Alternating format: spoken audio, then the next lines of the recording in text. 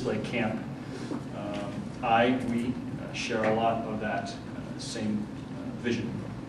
And today I'd like to just run you through a couple of the thoughts that I have, that my company has on the state of the marketplace as it stands today.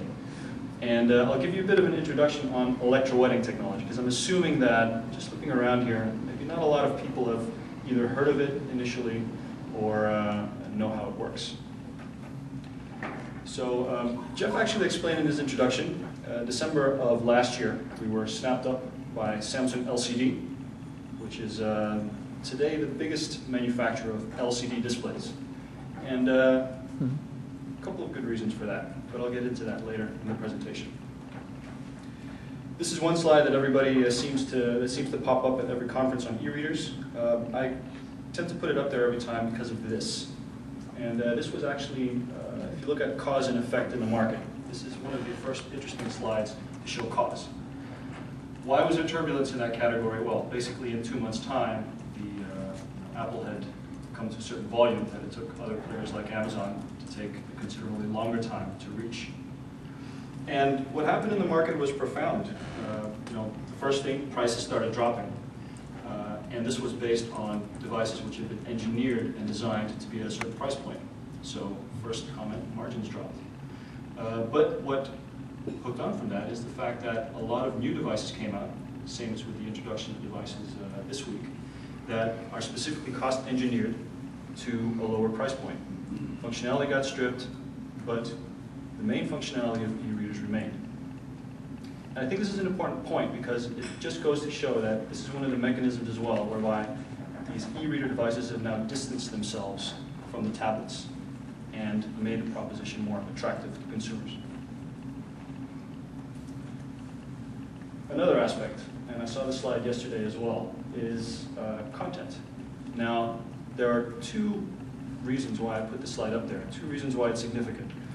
One is the fact that you see that because of initiatives like this, content is actually the most important asset for companies present in this space.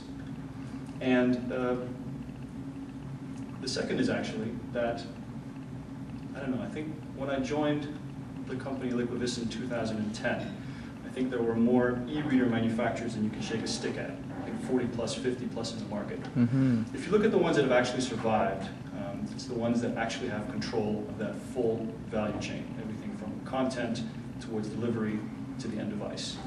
And I think that's important because if you look at my next slide, content is growing and content is broader. Of course, the introduction of the iPad has led to this and has led people to think more about that.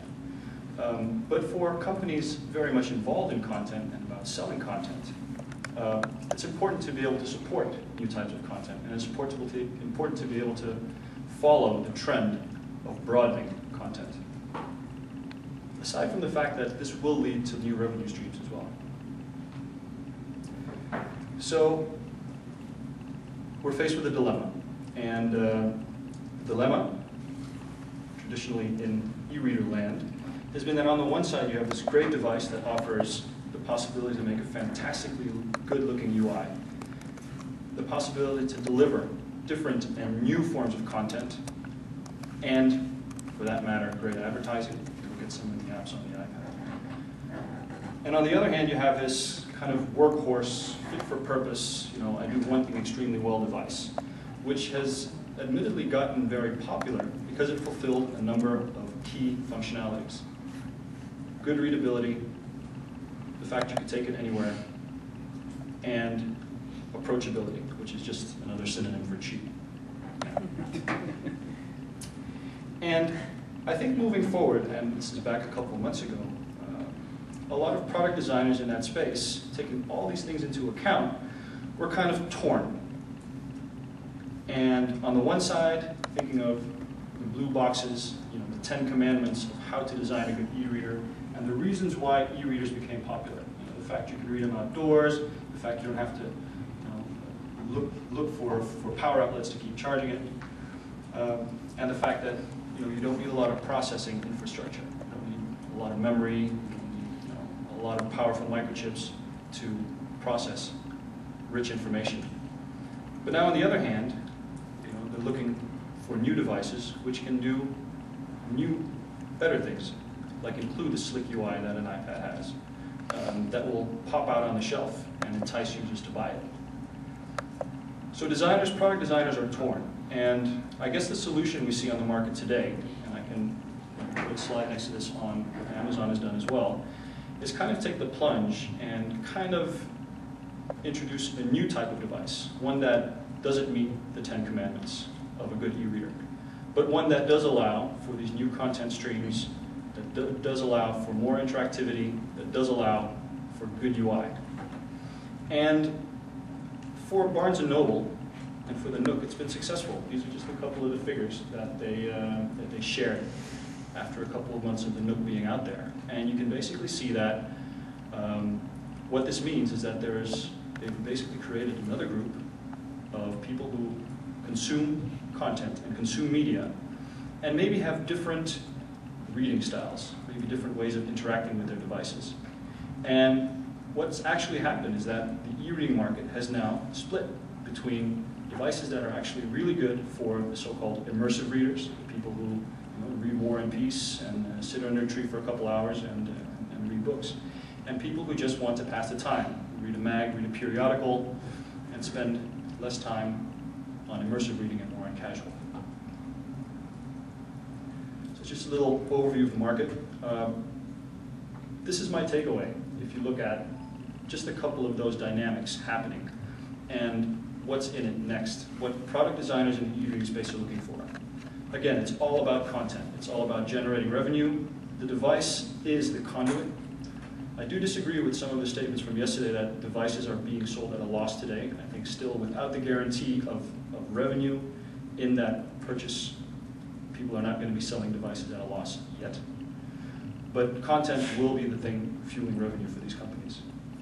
I work for TomTom, and for us there was also this case of so-called fit-for-purpose and multi-purpose devices. I remember when the first mobile phones came out with inbuilt cameras, everybody foresaw the death of digital photography. And looking at the digital SLRs around, being here at Fisherman's Wharf, all the digital cameras, it's unbelievable. Working for TomTom as well, navigation came out on the mobile phone. Everybody said it's the death of the dedicated portable navigation category. And well, they've taken a hit the past couple of months, but the previous years have been incredible in terms of growth of that category as well. There's going to be a clear split between those devices, but the ones that traditionally have been there for doing the immersive reading will have to undergo some evolution, because people will always want to pit that against the fantastically looking tablets which are out there. I agree with Cheryl, the display is what makes the difference. The display will enable content, UI design, product cost, let's not forget that, and a large part of product design.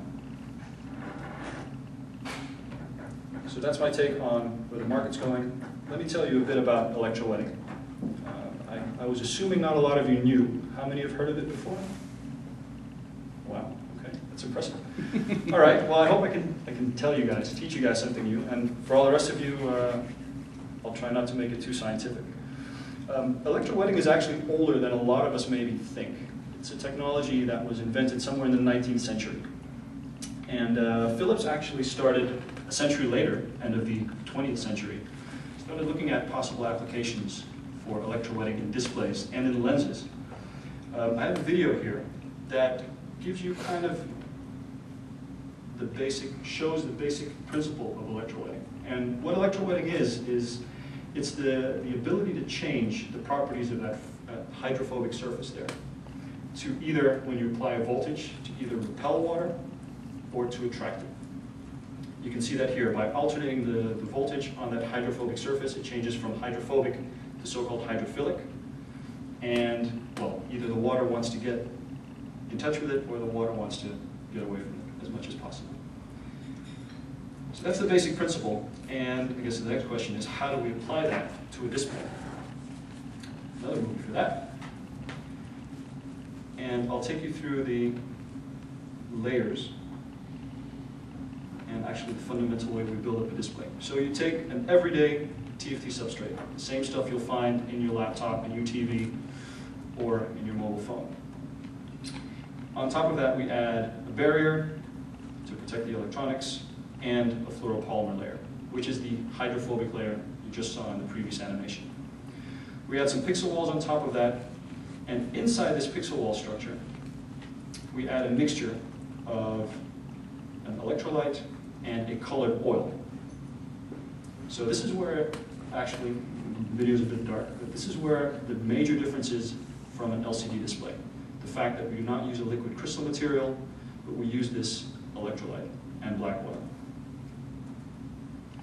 Now, in the case of a color display here, you can see that we put a front glass on it with a color filter. And the animation will further go to show how this moving of water and how changing that surface can actually allow you to modulate light, because that's basically what a display is. A display will determine how much light will either go through it or be reflected off it. This is an example of a reflective display, which is the same display mode that a Mirasol display also works as. Incident light comes in, and you can see here that basically by adjusting the voltage and regulating the voltage per pixel, you can actually contract or relax the oil in that pixel. Therefore, either preventing light from being reflected or allowing light to be fully reflected.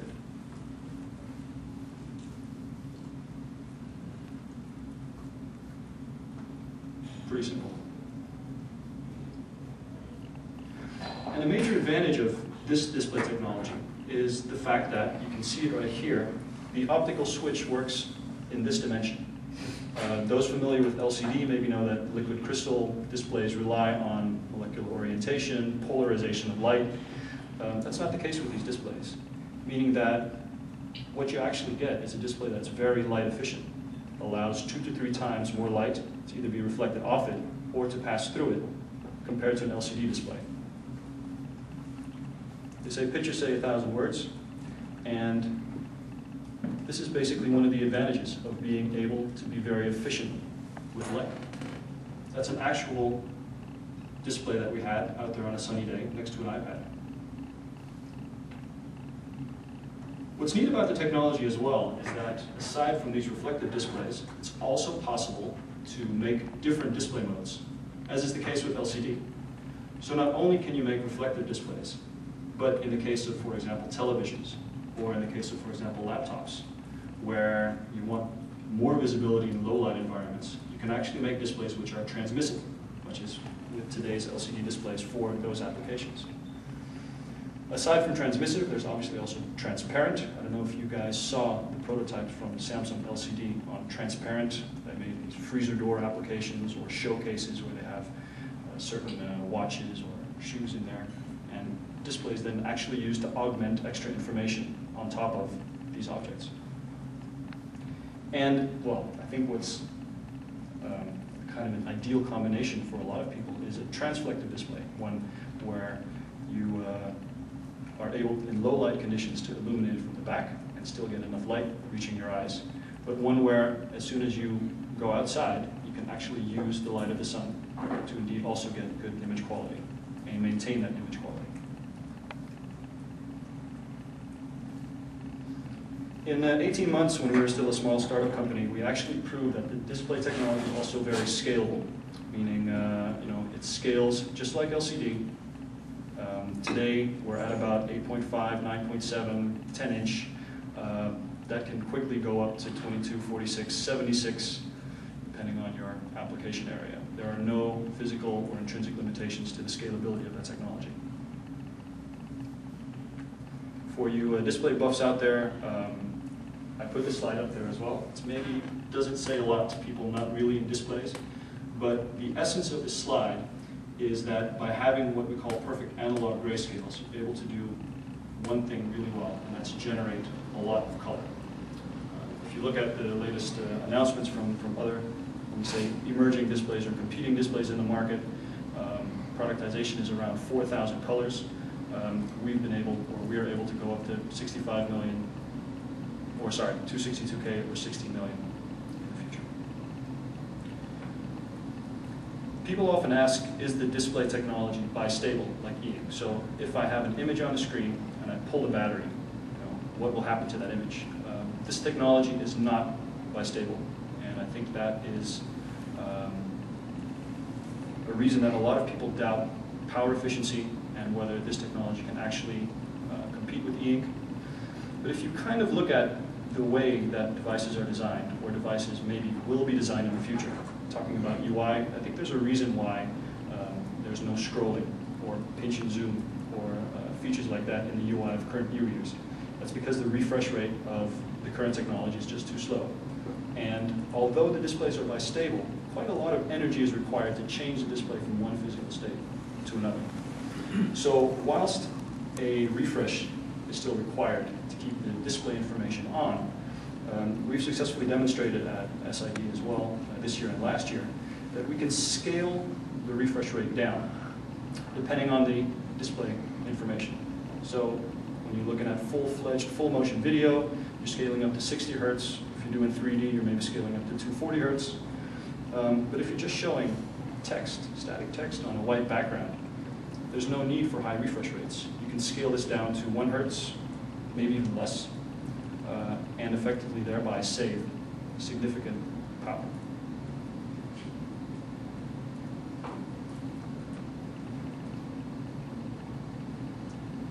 Another important topic, looking at emerging displays, is that the display industry is a very capital-intensive industry. If you look at the average price of a fab, you're looking at between $1 to $2 billion, and that is a big barrier for new people trying to get into the display space. New technologies that still have to get economies of scale and get volumes up, much like LCD has, which has been around 30, 40 years. So you have that, which impacts your unit price. If you've got an investment of $1 to $2 billion to also take care of, that's a pretty big hit. And we've actually been able to engineer the technology in such a way, and this was a brief we had, to make it very compatible and very similar to the LCD manufacturing process. So we're about 90% the same. The big difference is the fact that we fill the displays with another liquid than LCD. But aside from that, all the processes and machinery are the same things you will find in today's modern LCD fab. It's good news for Samsung as well, because they don't have to start building a lot of new fabs for this technology. So this brings me back to this slide with, I guess this is Cheryl, this is my compromises slide. You have two edges of the, you have the 10 commandments of a good e-reader and, well, the great promise and the great possibility of an iPad. And we feel with our technology that it's effectively possible to combine both into a display that can do all those things, offer the functionality, but also offer the content delivery for the companies that are making these devices.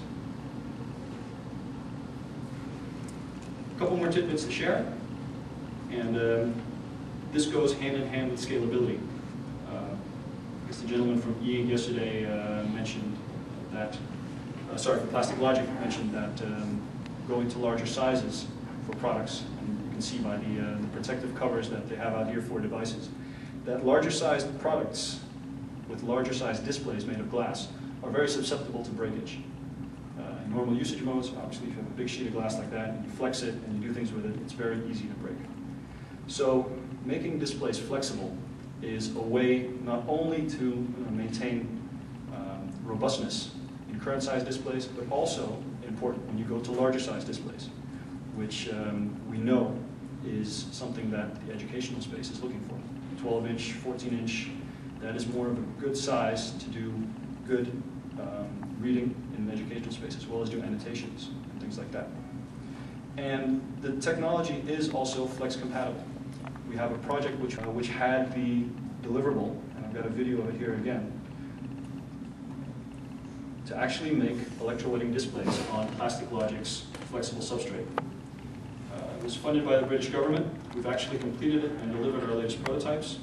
This was about a year ago. And you can see a very simple, still passive, direct-driven monochrome display on flexible. It's a little dark, but you're seeing a cartoon animation there. Still monochrome on Plastic Logic's backplanes. And our final deliverable this year, you can still see it's in the lab environment, but is a full-fledged color, full-motion video display on a flexible substrate. So it's there, and this is proof that it is possible. I still have some time to spare, and I'd like to use that time actually just to throw two more things out there. I don't know if you've seen this snapshot before. It comes from a video that Corning actually put up on YouTube. It's called A Day Made of Glass. Mm-hmm. And it's very impressive. It's kind of a Minority Report glance into the future on how glass and how displays are actually going to play a part, this is their vision obviously, in our future lives. And it's definitely worth a watch. You need to check it out. And I was just wondering, and I'm just going to throw it out there, maybe food for thought, as to how things like this, advances like this in displays and infrastructure, in either infrastructure outside of the house or even inside of the house, will maybe fuel new developments in e-reading. So just so that some of the topics that come up, reading everywhere, broadcasting leading to narrowcasting on your personal device, just some ideas on how display technology like this can change the scope of and behavior of reading in the future. Hopefully we'll be able to stand here again in 5 years, maybe 10 years from now, and actually say that this is a reality.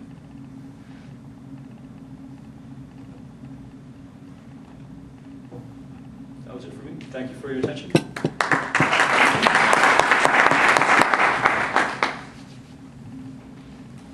minutes 50. And 5 questions.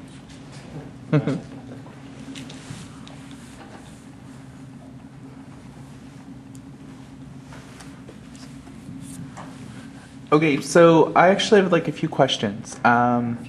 Originally, I heard that Freescale and your company had teamed up to make an e-reader. What happened with that? It wasn't actually teaming up to make an e-reader. What we did together with Freescale, and admittedly with TI as well, because we worked together actively with those two parties, was to make sure that their applications processors and the architectures there worked well with the system architecture we had on the display side. Because we know that in today's e-reader market, Freescale is a dominant player in terms of microprocessors. We know now, especially with the Nook Color and with the Kindle Fire launching, TI is now a dominant player as well in that space. It just made a lot of sense to work with those two parties and make sure that the systems were compatible to facilitate easier launches of full devices. But we did not have any intention to really make devices together with those parties. Okay. I'm wondering if you could tell us just briefly a little bit about Liquavista Bright and Liquavista Color, and what you guys are planning on doing with those two technologies in 2011 or going forward into 2012.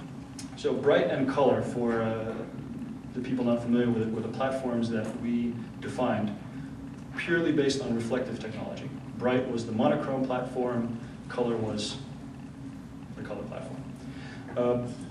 I think where we've gone from being acquired is that when we defined those platforms, we were still developing it, we were still kind of creating the concepts for it. And since the acquisition, it's all been about industrialization. Obviously with a party like Samsung, or being a part of a party like Samsung right now, there's a lot of focus on industrialization and getting things made. So the timing was great, and that is the step we're currently engaged in.